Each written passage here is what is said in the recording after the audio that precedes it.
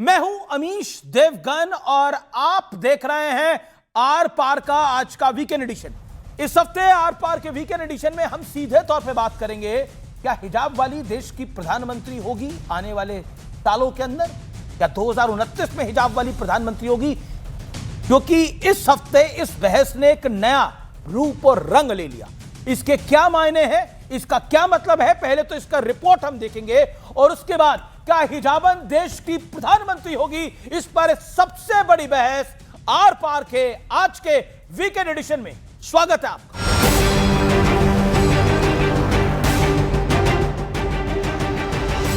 असदुद्दीन ओवैसी का ख्वाब यह है कि एक दिन आएगा इस देश में इंशाअल्लाह ताला, शायद हम और आप नहीं रहेंगे मगर देखना, एक हिजाब पहनने वाली बेटी इस देश की वजीर आजम बनेगी इंशाअल्लाह ताला। Constitutionally, there is no bar. Anybody can become prime minister. But India is a Hindu nation, and we are extremely confident that Indian prime minister will always be a Hindu person. Owaisi अपने एक vote bank बढ़ाने के लिए कुछ भी अपने बयानबाजी करे, उससे बहुत ज़्यादा सीरियसली लेने की जरूरत नहीं है। बीजेपी और ओवैसी एक ही पार्टी हो, एक हिंदू की बात रखेगा और एक मुसलमान की बात रखेगा।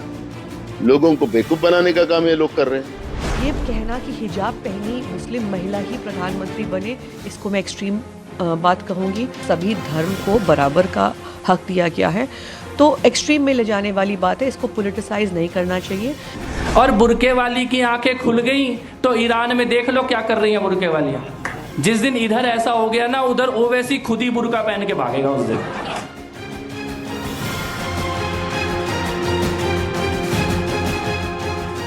हाँ, यदि कोई महिला प्रधानमंत्री बनेगी हिंदुस्तान में साड़ी पहन के ही बनेगी।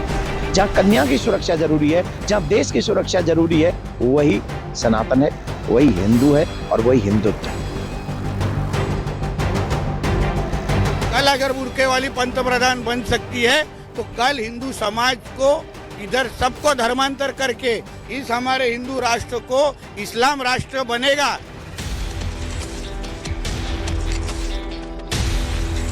कारण महायुतीचं बहुमत आलं आहे। महायुतीने पहिल्यांदाच स्पष्ट केलेलं आहे, महापौर महायुतीचा, महापौर मराठी, महापौर हिंदू।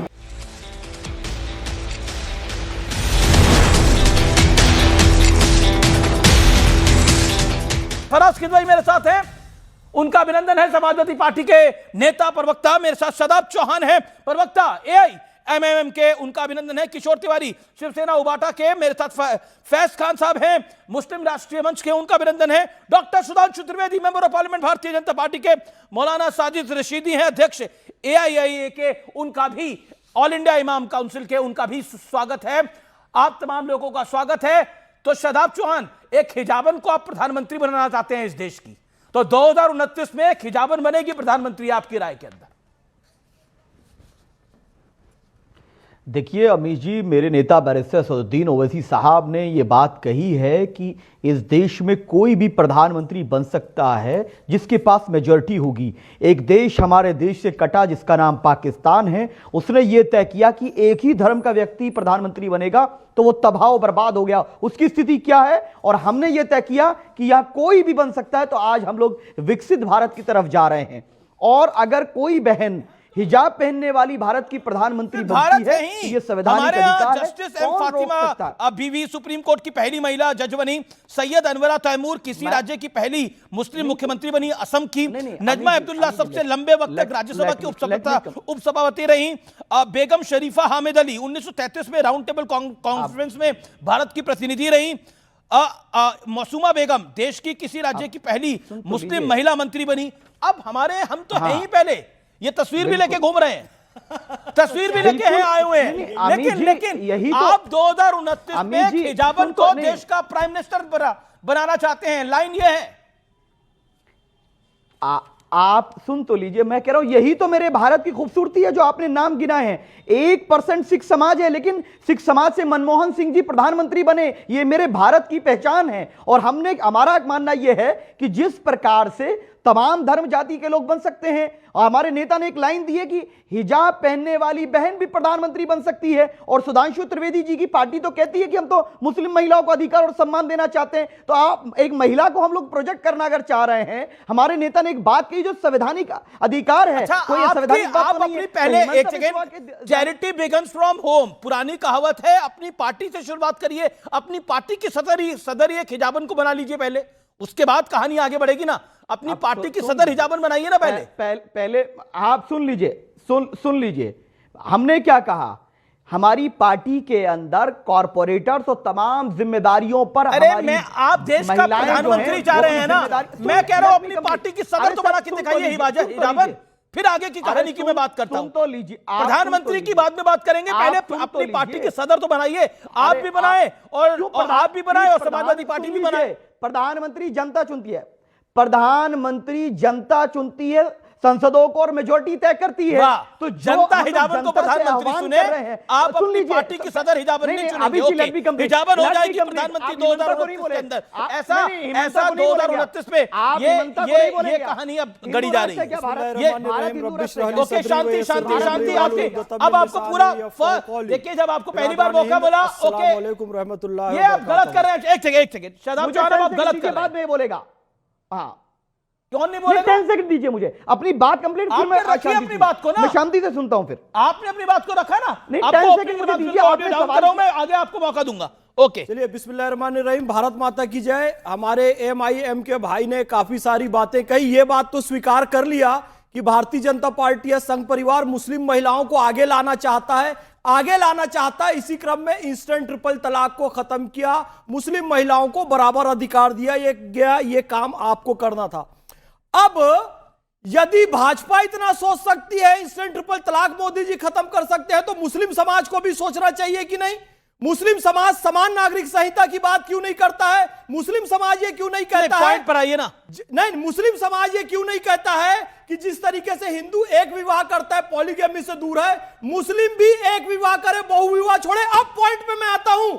यदि हिजाब वाली मुस्लिम महिला प्रधानमंत्री बन गई जी और बहुविवाह जारी रहा और उस प्रधानमंत्री महिला के पति ने दूसरी शादी कर ली, तो क्या वो भी प्रधानमंत्री आवास में रहेगी? तीसरी कर ली तो तीसरी भी प्रधानमंत्री आवास में रहेगी, चौथी कर ली तो क्या चौथी भी रहेगी? और सुनिए अमीश भैया, तो नई कहानी ले आए आप। ये मामला यहाँ नहीं। एक सेकंड शांति भाई साहब, रुकिए, ये तो नई कहानी ले गए। हाँ, और क्या बचा है अब इसके बाद? और ये बचा है, आप ये सोचिए कि यदि बाकी 3 युवा महिलाओं के चक्कर में पहली वाली प्रधानमंत्री को वो तलाक बोल देता है, पर अब तो ट्रिपल तलाक बंद है, लिसन टू मी, लेकिन एक महीने के अंतराल में जारी है, वो बोल देता है और फिर उसका मन करे फिर से शादी करूंगा, क्या PM को हलाला कराना पड़ेगा? शर्म की बात है। पहले अपने अंदर समाज सुधार क्यों नहीं करते ये लोग? ये अब हिजाब वाली प्रधानमंत्री के 3, उसके पति ने अगर 3 शादी कर ली तो अब क्या कहानी होगी? अब ये तो प्रधानमंत्री पहले बनाएंगे, पहले तो ये कानून बदलना पड़ जाएगा। You made your point.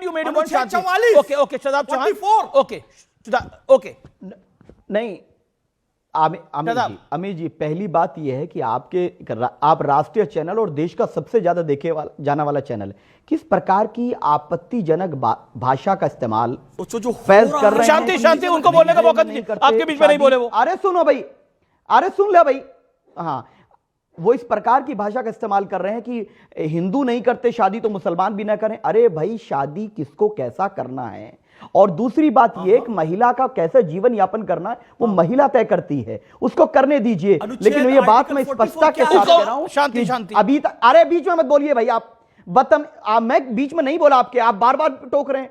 मैं आपको एक बात कह रहा हूं कि लगातार हिंदू संगठन कूद करके आते हैं और तमाम बीजेपी के नेता कि हिंदू खतरे में है, जबकि प्रधानमंत्री हिंदू, राष्ट्रपति हिंदू और मुख्यमंत्री हिंदू, सुप्रीम कोर्ट के चीफ जस्टिस हिंदू। हो सकता है जब प्रधानमंत्री एक हिजाब पहनी वाली हमारी बहन बनेगी, ना हिंदू खतरे में होगा, ना मुसलमान खतरे में होगा, ना संविधान खतरे में होगा, ना किसान खतरे में होगा, सबको बराबर का न्याय मिलेगा। ये हम लोग मुस्लिम समाज के बीच में यही तो कह रहा हूं।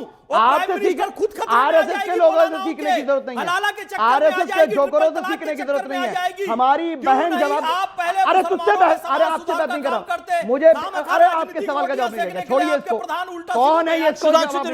मैं अमीर जी के सवालों का जवाब दूंगा। मैं अमीर नहीं मुझे फालतू लोगों ठीक है, एक सेकंड शांति फालतू लोग का जवाब नहीं देना। मैं अमीश जी और सुधांशु त्रिवेदी जी। ओके, नहीं लेकिन ये भी डिबेट का हिस्सा है, ये भी चर्चा का मुस्लिम का जवाब एक सेकंड शांति। सुधांशु भैया जो बोलने वाले दिखाने वाले मैं पहले दिखा दे रहा हूं, ये फातिमा बीबी जी है, इन्होंने कोई हिजाब नहीं पहना है। अब अरे भाई सुधांशु जी और हमारी बात करने दीजिए, आप बीच में क्यों आ रहे हैं? राष्ट्रपति रही है, दो राजनीतिक दलों का मामला है, हमें बात कर लेने दीजिए। बांग्लादेश की यही सुधांशु भैया।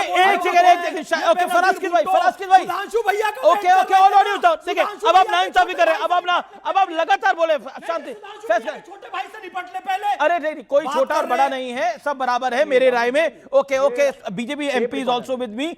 फराज किदवई मेरे साथ है। फराज किदवई, ये फैज खान साहब ने तो एक नई बहस को छेड़ दिया है। उन्होंने बोला कि हिजाबन अगर प्रधानमंत्री होती है और उनके शौहर साहब अगर एक के बाद दूसरा और दूसरे के बाद तीसरा कर लेते हैं तो फिर क्या होगा?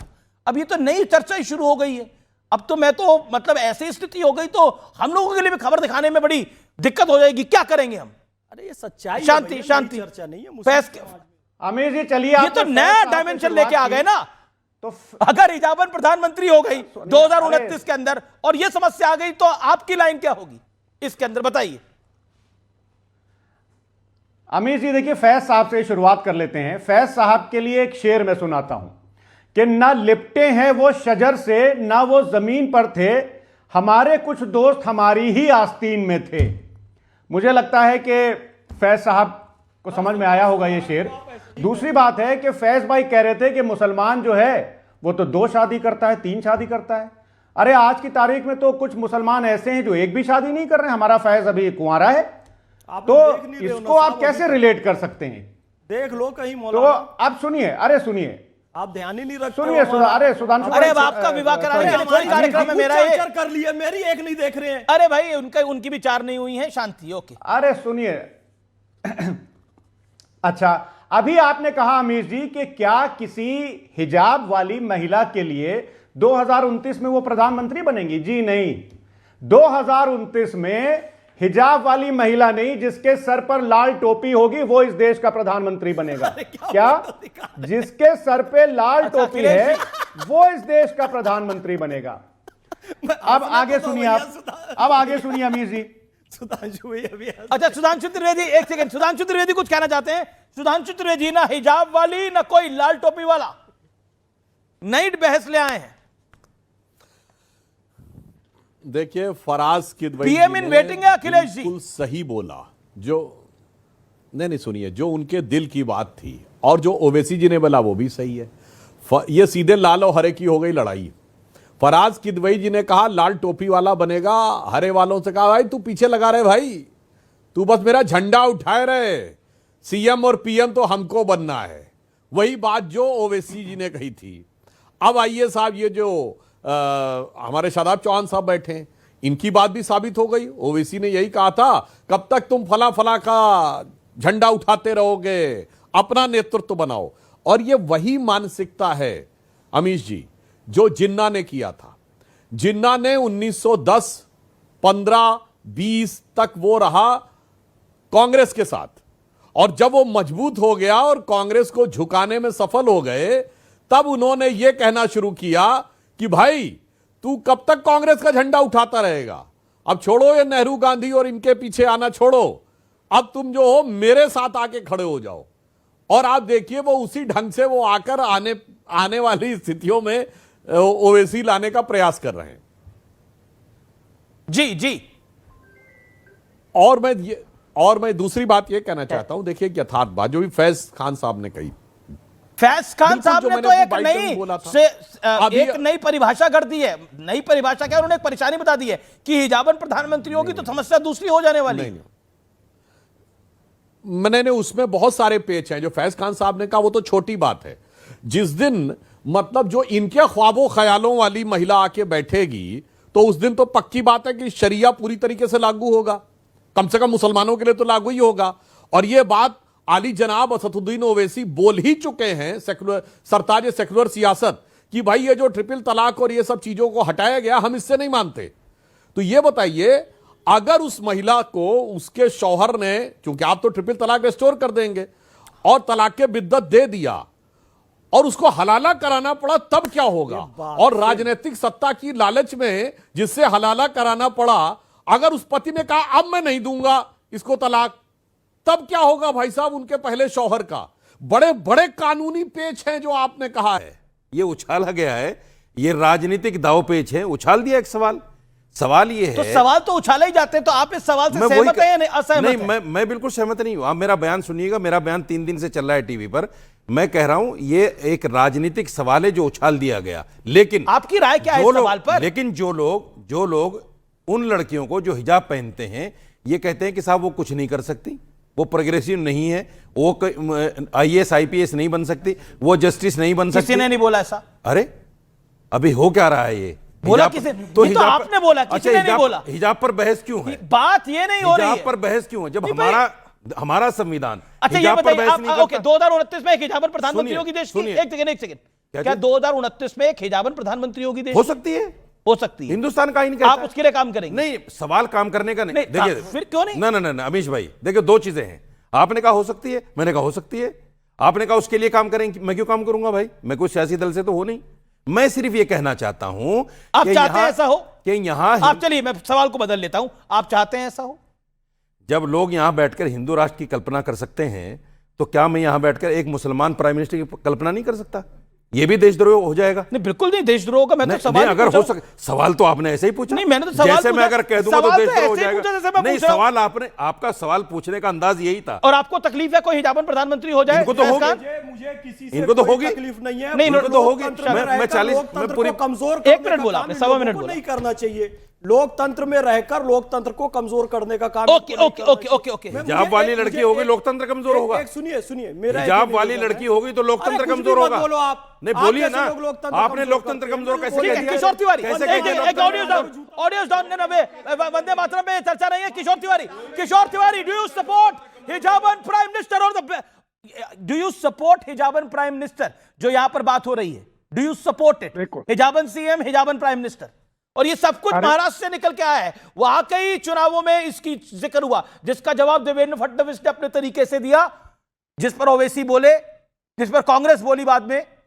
सुधांशु त्रिवेदी, मुझे लगता था कि आप है ना देवा भाव के तरीका बोलते कि भारत का प्राइम मिनिस्टर एक हिंदू होगा और वो महाराष्ट्र से होगा। चलो महाराष्ट्र से मत बोलो, तुम उत्तर प्रदेश तुम, लेकिन आपके मुंह से ये नहीं निकला क्या 80% जहां हिंदू है वहां पे प्राइम मिनिस्टर हिंदू होगा? ये तो बोलना चाहिए। क्या बताए अब सुधांशु त्रिवेदी, आप तो बोलो कि भारत का प्राइम मिनिस्टर ये केवल हिंदू होगा और भारत एक हिंदू राष्ट्र रहेगा। ऐसा बोलो तो सही। आपकी लाइन क्या है? अपनी लाइन बोलिए, उनको जो बोलना होगा वो बोल लेंगे, आप अपनी लाइन तो बोलिए। अरे मैंने आपको आपत्ति है इनकी बात पर? आपत्ति है। ओके मैं मेरी लाइन क्लियर कर रहा हूं। सिर्फ हिंदू होगा, ये हिंदू राष्ट्र, मुझे आपत्ति है, घोर आपत्ति है। किशोर तिवारी की बात, जब हिंदुस्तान का आईन नहीं कहता इस बात को, हिंदुस्तान का आईन किसी हिंदू मुसलमान की बात ही नहीं करता, संविधान से बड़े वो कहता है हिंदुस्तानी होना चाहिए, पार्लियामेंट का मेंबर होना चाहिए। अब देखिए मैं तीनों बातों ओके ये कहलवा दीजिए। पहला तीनों पॉइंट जो मोहन भागवत जी साहब ने बोला, घोषित हिंदू राष्ट्र है, मौलाना साहब ने बोला, और जो किशोर जी ने, अरे आप तो चुप रहो, आप तो क्यों चुप रहेंगे आप? कहीं नहीं आते, इत्मीनान से। नहीं ये सब नहीं, बोलने वालों को जूते मारूंगा बोलते हैं। नहीं अब नहीं, अब तुम कहीं नहीं आते। नहीं एक सेकंड, ये देखिए मेरा निवेदन है वंदे मातरम कहने वाले को ये जूता मारेगा, इसकी हिम्मत है। आप इत्मीनान से, ये इसका स्टेटमेंट है इस आदमी का। अपनी वॉल्यूम को डाउन करिए। नहीं वंदे मातरम बोलिए, आपको बोला वंदे मातरम, आपको वंदे मातरम बोला। नहीं कोई किसी को जूता नहीं मारेगा। भाषा की मर्यादा, एक सेकंड, भाषा की मर्यादा रखी जाए, भाषा की मर्यादा रखी जाए। नहीं किसी को आप अपनी बात को रखिए, मेरा निवेदन मानिए, मेरा निवेदन मानिए। वंदे मातरम कोई जूता मारेगा, कैसे मारेगा? ये कह रहा है। ओके एक सेकंड, शांति। नहीं गाली देते हैं। अब शांति, मैं बाहर जा रहा हूं, सुधांशु त्रिवेदी की बात जा रहा हूं मैं। सुधांशु त्रिवेदी, गाली नहीं है। Sudhanshu Trivedi, audios down. Sudhanshu Trivedi, make your point. Sudhanshu Trivedi, make your point please. देखिए मैं फैज खान साहब से कहूंगा, अरे आप काहे इस बात को दिल पे ले रहे हैं? मौलाना रशीदी ने तो इतना बड़ा अपमान समाजवादी पार्टी के अध्यक्ष अखिलेश जी की पत्नी और सांसद का कर दिया था। वो लोग बेचारे चुप रह गए, कुछ बोले नहीं, क्योंकि मौलाना है रशीदी। वो लोग नहीं बोले। काहे आप दिल के ऊपर ले रहे हैं? वो मौलाना जी बोले रहेंगे और ये लोग उनके ऊपर करते रहेंगे टॉलरेट। अब मैं तीनों की बात का जवाब देता हूं। फराज किदवई साहब ने एक बड़ी अच्छी बात नहीं, हिमंता बिस्वा शर्मा ने बोला ये हिंदू राष्ट्र है, एक हिंदू ही इस देश का प्रधानमंत्री बनेगा। सुधांशु त्रिवेदी, अरे मैं तीनों, क्या मुसलमान इस देश का प्रधानमंत्री नहीं हो सकता? तीनों पे आ रहा हूं मैं, पॉइंट बाय पॉइंट। अरे मैं तीनों पे आ रहा हूं, आने तो दीजिए, मैं बता रहा हूं तीनों का एक एक लाइन में। सुनिए तो, फराज किदवई साहब ने बोला कि टोपी वाला, लाल टोपी वाला इस देश का प्रधानमंत्री बनेगा।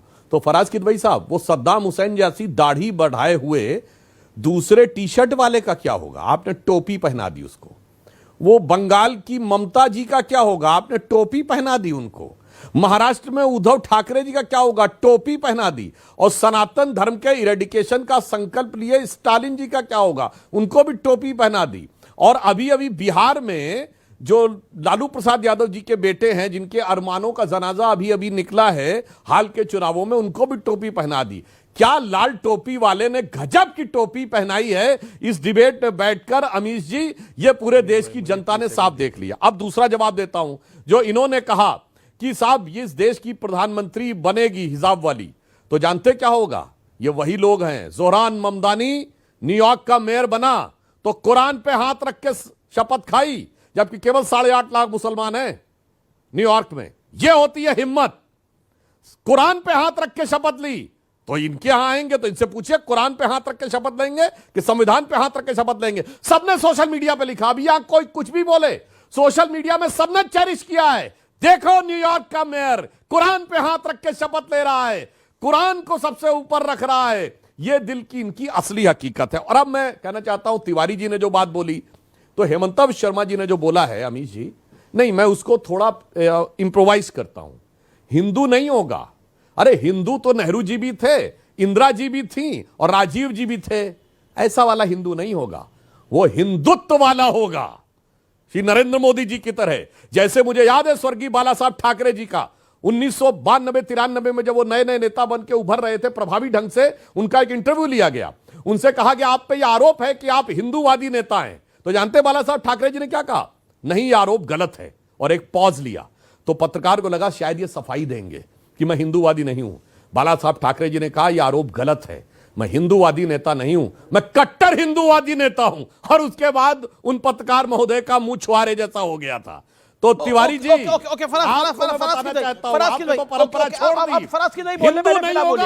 वाला होगा। फराज किदवई और सदाब दोनों कहना चाहते हैं। Faraz Kidwai 30 second, stick to time limit. Faraz साहब, देखिए अमीर जी, सुधांशु जी ने अभी बाला साहब की बात की। अरे साहब, आपने तो बाला साहब को भी टोपी पहना दी और ना सिर्फ उनकी पार्टी को तोड़ा, उनके परिवार को तोड़ा। बाला साहब को जो टोपी पहनाई अपने रामविलास पासवान जी को, बाला साहब बहुत बड़े, उनके परिवार को तोड़ा। नहीं, ओके, सुधांशु त्रिवेदी नहीं, इन्होंने पार्टी नहीं तोड़ी बाला साहब की। क्या अमीर जी, क्या इन्होंने बाला साहब की पार्टी नहीं तोड़ी? क्या ये Sudhanshu Trivedi make your point. मैं मान सकता हूं कि समाजवादी पार्टी के मन में श्रद्धेय बाला साहब ठाकरे जी के लिए अथाह घृणा होगी, क्योंकि उन्होंने ये कहा था कि यदि मेरे शिव सैनिकों पे आरोप है कि तथाकथित बाबरी मस्जिद गिराई तो मुझे गर्व है। वो भड़ास आपके मन से निकल रही होगी, परंतु जो उनकी पार्टी टूटी इसके बारे में हमारे गृह मंत्री और ये शब्द सही नहीं थे कि बाला साहब को और शिवसेना पुत्र मोह में टूटी। बाला साहब को टोपी पहना दी, ये शब्द गलत थे। मैं इसको ऑब्जेक्ट करता हूं। बाला साहब ठाकरे बिल्कुल गलत है और मैं इस शब्द का प्रतिकार करता हूं। ओके, ये शब्द सही नहीं था, मुझे लगता है, क्योंकि बाला साहब बहुत बड़ी, मुझे लगता है तिवारी जी से पूछना चाहिए और उनको अभी यहां पर इंडी गठबंधन के बारे में टिप्पणी करनी चाहिए तिवारी जी को कि श्रद्धेय बाला साहब ठाकरे जी के बारे में ऐसी टिप्पणी कर रहे हैं, फिर भी ये साथ में रहेंगे। अमीश जी, मैं इनके लिए भविष्यवाणी कर दे रहा हूं, ये फिर भी साथ में रहेंगे। जिसे एक पंक्ति में कह देना चाहता हूं, ये लोग इस कदर साथ में रहते। देखिए, मौलाना रशीदी की टिप्पणी सुनकर भी समाजवादी पार्टी बोलेगी नहीं, बाला साहब ठाकरे जी पर टिप्पणी सुनकर भी शिवसेना साथ में रहेगी। तो एक लाइन में कह देना चाहता हूं अमीश जी कि शाम तक सुबह की नजरों से उतर जाते हैं इस कदर समझौतों पे जीते हैं। ओके ओके, एक सेकंड, बाला साहब पे बड़ी टिप्पणी हुई, नहीं बाला साहब पे बड़ी टिप्पणी हुई है, रुकना पड़ेगा, मुझे रोकना पड़ेगा। ओके किशोर तिवारी, बिल्कुल बाला साहब पे बड़ी टिप्पणी हुई है, थोड़ी देर के लिए सबका समय रुकेगा। ओके किशोर तिवारी। नहीं, मैं खड़वे साहब को बोलूंगा कि बाला साहब को टोपी पहनाने वाले हाँ बीजेपी में उस वक्त भी नहीं थे और इस वक्त भी नहीं है। सुधांशु ने नहीं बोला है। अरे नहीं, सुधांशु ने नहीं बोला, लेकिन मैं फैक्ट तो फैक्ट ही है। और उनके बेटे को भी टोपी नहीं पहना सकते थे। आप तो हमारे विधायक चोर के ले गए और वो पार्टी चोर के ले गए, ये तो गलत हुआ। और अब देखेंगे ना 2 दिन के बाद आपको कैसा मालूम पड़ने लगेगा। हाँ, ये वोट चोरी भी चालू है अभी। हाँ, अभी वोट चोरी, उम्मीदवार चोरी, ये सब चल रहा है। सुधांशु जी, आप सब ये चीजों को सपोर्ट करते हैं? और हिजाबन प्रधानमंत्री को आप सपोर्ट करते हैं किशोर तिवारी, यस और नो? नहीं, ये हिजाबन नहीं, क्या बिगर हिजाबन नहीं, ये कट्टर हिंदू ही यहाँ का पंतप्रधान बनेगा। ये बात शिवसेना इंडोर्स करती है और करती रहेगी। कट्टर हिंदू ही बनेगा। ओके, कट्टर हिंदू ही बनेगा। ओके, जवाब किशोर तिवारी को। मैं आजादी से लेकर अब तक की कुछ बातें बताना चाहता हूं आपको। किशोर तिवारी की बात का जवाब देना। पार्टीशन से लेकर, हाँ मैं दे रहा हूं। जवाहरलाल नेहरू ने जिन्ना के साथ मिलकर इस देश का पार्टीशन इसलिए किया था ताकि मुसलमान यहां भारी तादाद में ना हो जाएं और ये प्राइम मिनिस्टर ना बन जाए, इसलिए इस देश को तोड़ दो, मुसलमानों को निकाल दो। नंबर 1। अभी देखिए बांग्लादेश में क्या हुआ। देखिए नेहरू को कह दिया पार्टीशन किया था, बहुत बड़ी बात रही रशीदी साहब ने। सुधांशु, नेहरू ने जिन्ना के साथ मिलकर पार्टीशन बोलने दीजिए। अभी पहलगाम में क्या हुआ, उसके बाद में हमें पाकिस्तान को नेस्तनाबूद कर देना चाहिए था, खत्म, हिंदुस्तान में मिला लेना चाहिए था। नहीं मिला, इसलिए नहीं मिला क्योंकि वो 22 करोड़ भी यहां आ जाएंगे। बांग्लादेश में क्या हुआ हिंदुओं के साथ, नहीं मिला हिंदुस्तान में क्योंकि वो 18 करोड़ भी यहां आ जाएंगे। अभी सुधांशु त्रिवेदी भाई ने कहा कि डिंपल यादव पर मैंने ऐसा बोल दिया और समाजवादी चुप रही। समाजवादी क्यों बोलेगी? इन्होंने मायावती के साथ क्या किया था, साड़ियां तक खींच दी थी। ये कैसे बोल पाएंगे, किस मुंह से बोल पाएंगे? मैंने तो ऐसा कुछ ज्यादा बोला नहीं था और मैंने तो बाद में उस पर माफी भी मांग ली कि चलो भाई ठीक है, गलत हुआ। लेकिन ये किस मुंह से बोलेंगे? इन्होंने तो मायावती के साथ वो किया जो आज तक किसी चीर हरण कर दिया। कितनी बड़ी बात है, और आज तक माफी नहीं मांगी। बड़ी बात ये है सुधांशु भाई, इस पर भी कुछ बोलेंगे? ओके, नहीं, सुधांशु त्रिवेदी क्यों बोलेंगे? सुधांशु त्रिवेदी की पार्टी थोड़ी समाजवादी बोलेंगे, फराज किदवई बोलेंगे। मैं आ रहा हूं आपके पास, आ रहा हूं आपके पास। देखिए फराज किदवई, जवाब आप किस मुंह से बोलेंगे? आपको तो बोलना ही नहीं बनता। देखिए अमीर जी, मौलाना साजिद रशीदी साहब जो हैं, अब क्योंकि इनकी विचारधारा आरएसएस वाली है, ये आरएसएस के अपने फंक्शंस में जाते हैं, तो जिस तरह से अब मैं फैज खान और मौलाना साजिद रशीदी की बात का साफ में जवाब दूंगा। फैज खान ने भी शुरुआत में कहा कि संघ जो है वो ये करता है, मेरा फैज खान से कोई रिश्ता नहीं है। अरे नहीं, अरे अभी बदतमीजी कर रहा था मेरे साथ बैठा हुआ। अरे फैज खान इनको क्यों मिला रहे हो? मत मिलाओ मेरे साथ, बदतमीज आदमी के साथ नहीं मिलता मैं। चलिए छोड़िए, आप बहुत हिम्मत, अरे आप दोनों एक हैं, कहना पड़ता है भारत से। चलिए छोड़िए। ओके शदाब चौहान, लेकिन आप अपनी बात को रखिए ना, आप लायक नहीं है कुछ कहने के। हाँ अमीर जी, मैं वही तो बोल रहा हूं ना, समय बहुत ले रहे हैं। साजिद रशीदी साहब जो महिलाओं के लिए गलत टिप्पणी करते हैं, तो जिस ऑर्गेनाइजेशन के इनके संबंध है, जिसका नाम आरएसएस है, वो तो बता दीजिए। सुदर्शन और मुलायम सिंह ने कहा था कि लौंडे हैं, गलतियां हो जाती हैं। मैंने इतनी सख्त बात तो नहीं कही। सुनिए तो सर, हाँ मैंने इतनी सख्त बात तो नहीं कही। तो गलतियां और मुलायम सिंह ने ये भी कहा था अखिलेश यादव को ये माइनॉरिटी मुखालिफ है, ये माइनॉरिटी मुखालिफ है। अच्छा, मुलायम सिंह जी ने बोला था। चलिए इनको बोलने दिए आप, इनको और फैज खान को बोलने दिया, मैं चुप बैठा हूं। फैज खान को बोल नहीं रहे, आप बोलिए ना। फराज किदवई, आपके पास जवाब ही नहीं है, कुछ आपके पास जवाब ही नहीं है। बोलने देंगे तभी तो मैं बोलूं ना, प्रॉब्लम तो ये है। अरे मैं आपका नाम भी नहीं ले रहा हूं, मैं मौलाना साजिद रशीदी की बात कर रहा हूं कि मौलाना साजिद रशीदी आरएसएस की मीटिंग में जाते हैं, इनकी फोटो सब वायरल है। तो जिस तरह से के सुदर्शन जी ने 17 जुलाई को बोला था कि आपके पास वापस लौट के आता हूं। ओके, मायावती के साथ क्या हुआ था उसका जवाब आपने नहीं दिया। आप दुनिया भर में शदाब चौहान 20 सेकंड्स। अब सुन, 20-30 second, then Sudhanshu Trivedi. Barrister barrister Owaisi साहब ने अगर हिजाब वाली बहन को प्रधानमंत्री की बात कही, या वारिस पठान साहब ने कहा कि यहाँ की मेयर हिजाब वाली भी बन सकती है, तो समस्या हो गई। हेमंता बोलते हैं कि हिंदू ही बनेगा। जब उत्तर प्रदेश में, एक मैं उससे आगे बढ़कर भी बात बोल रहा हूं कि जब उत्तर प्रदेश में गेरुआ वस्त्र धारण किए हुए बाबा मुख्यमंत्री बन सकते हैं, तो दाढ़ी टोपी वाला मुख्यमंत्री क्यों नहीं बन सकता? हिजाब वाली बहन मुख्यमंत्री शाहिद रशीदी कह रहे हैं हिजाब वाला, एक हिजाब वाली विधायक तो है नहीं, प्रधानमंत्री का सपना देख रहे हैं। एक हिजाब वाली विधायक तो बनाई नहीं, आप प्राइम मिनिस्टर बनाने का ख्वाब देख रहे हैं। सुन लीजिए, आपने तो विधायक तक नहीं बनाया हिजाब वाली को। सर आप तो साजिद भाई, पहले एक विधायक बना लीजिए, पहले एक एमपी बना लीजिए। Okay, Sudhanshu Trivedi, last 20 second, one line for this. 10 second तो सुनिए। Okay, audio, okay, all audios down. Sudhanshu Trivedi 20 second Sudhanshu ji, one line for this. देखिए, बहुत साफ बात है, मैं फिर रिपीट कर देता हूं। पहले आप एक हिजाब वाली महिला को अपनी पार्टी का चीफ बनाइए, उसके बाद बात करिए। अगर इसके अलावा कुछ भी कर रहे हैं तो ये सरासर बेईमानी है। आज का सत्य और तथ्य देश में पड़ रही दरार के ऊपर है, और मैं चाहता हूं कि इस वीडियो को आप ज्यादा से ज्यादा शेयर करें, क्योंकि ये दरार हमें नहीं बढ़ानी है, इस दरार को बांटना है। यानी इस दरार को, जब घर में भी दरार आ जाती है, एक दीवार में भी दरार आ जाती है, तो उसको हम रिपेयर करते हैं। लेकिन कुछ लोग दरार को बढ़ा रहे हैं। कैसे, मैं आपको समझाऊंगा। दरार हाहाकार मचा सकती है, सुकून को तबाह कर सकती है, लेकिन उनके लिए बांटने में जुनून है, क्योंकि इससे बिना मेहनत के सत्ता वाला सुकून है।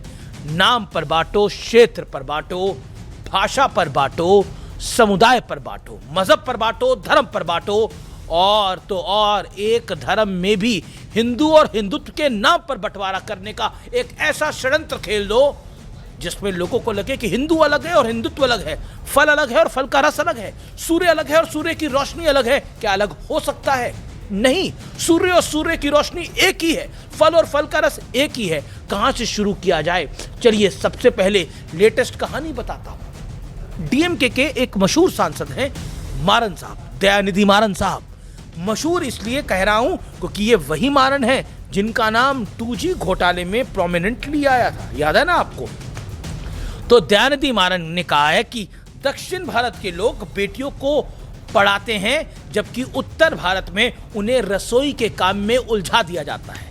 यह है कांग्रेस के सहयोगी, यह है कांग्रेस के सहयोगी डीएमके के बड़े नेता, और कांग्रेस चुप, नील बटा सन्नाटा।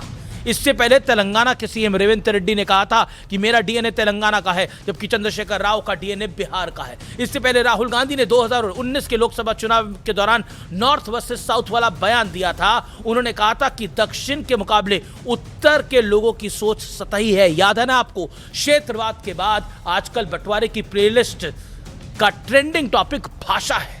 राज ठाकरे ने भरी सभा में धमकाया कि हिंदी भाषियों को वो लात मारेंगे। तमिलनाडु में स्टालिन तमिल के नाम पर मैदान में उतर आते हैं, और आयरनी देखिए, एक तमिल नेता का मजाक उड़ाया गया, तब स्टालिन कुछ नहीं बोले। ठाकरे ब्रदर्स तमिलनाडु से आने वाले अन्ना मलई से इतने परेशान हैं कि वो उन्हें रसमलाई, लुंगी पुंगी, ना जाने क्या क्या कह गए, लेकिन स्टालिन को कुछ सुनाई नहीं दिया, क्योंकि अलायंस है, और अलायंस की वजह से कानों में रुई है, या फिर आजकल तो एयरपोर्ट्स भी चलते हैं। सियासत में शायद अपनों के मुंह से सुनी गालियां भी प्रवचन जैसी प्रतीत होती होंगी, ऐसा प्रतीत होता है। महाराष्ट्र में तो उत्तर बनाम मराठी वाली लड़ाई भी दशकों से चल रही है। उन्हें अपने कारोबार चलाने के लिए उत्तर भारतीयों की वर्कफोर्स भी चाहिए, और फिर क्षेत्र और भाषा के नाम पर उनके सिर फोड़ने का हक भी चाहिए। दोनों कैसे मिलेंगे? हालांकि इनकी लाठी गरीबों पर, दबे कुचलों पर ही चलती है। नहीं तो महाराष्ट्र में नॉन मराठियों का, या यूं कहे उत्तर भारतीयों का जो रुतबा है, उसके बारे में सब जानते हैं। मुझे किसी का नाम लेने की आवश्यकता कतई नहीं है, लेकिन भाषा के नाम पर गुंडागर्दी करने वाले इनका बाल भी बांका नहीं कर सकते। पूरी हिंदी फिल्म इंडस्ट्री, बॉलीवुड नहीं, हिंदी फिल्म इंडस्ट्री मुंबई में बैठी है, हिंदी में फिल्में बनाती है, बोले उनको मराठी में फिल्में बनाएं। असल में इनकी गुंडागर्दी लोगों में डर फैलाने की है, क्योंकि डर बंटवारे की नींव होता है। हरियाणा और महाराष्ट्र से जब बीजेपी ने पटेंगे तो कटोंगे, एक है तो सेफ है का नारा बुलंद किया, तब पूरा विपक्ष का इकोसिस्टम तहस नहस हो गया। सांप्रदायिक एजेंडा बताने में पूरा सिस्टम जुट गया। वो कहते थे 80 को जोड़कर भी उसको डराने की कोशिश हो रही है, ये कहा गया सपा से लेकर कांग्रेस से लेकर तमाम पॉलिटिकल पार्टियों ने। दर्शकों, सारी भाषाएं हमारी हैं, सारे राज्य हमारे हैं, पूरा देश हमारा है, हर भाषा प्यारी है। तमिल बहुत प्यारी भाषा है, मराठी उस और प्यारी भाषा है, हिंदी भी अपनी भाषा है, सब भाषाएं अपनी हैं और ये सत्य और तथ्य है, हर भाषा अपनी है। इसलिए आपको मुट्ठी बंद करनी होगी, हाथ खुला नहीं, मुट्ठी बंद करनी होगी और एकजुट रहना होगा। जो गांधी जी के असली विचार हैं उन पे काम करना होगा। अगर भाषा, क्षेत्र, धर्म के नाम पर, जाति के नाम पर बढ़ते गए तो सुनिए, सोच लीजिए क्या हाल होगा, सोच लीजिए। इसलिए मैंने आपको निवेदन किया कि इस वीडियो को घर घर तक पहुंचाना आपकी जिम्मेदारी है। भाषा के नाम पर, क्षेत्र के नाम पर, जाति के नाम पर मत बटिए, मत बटिए, मत बटिए।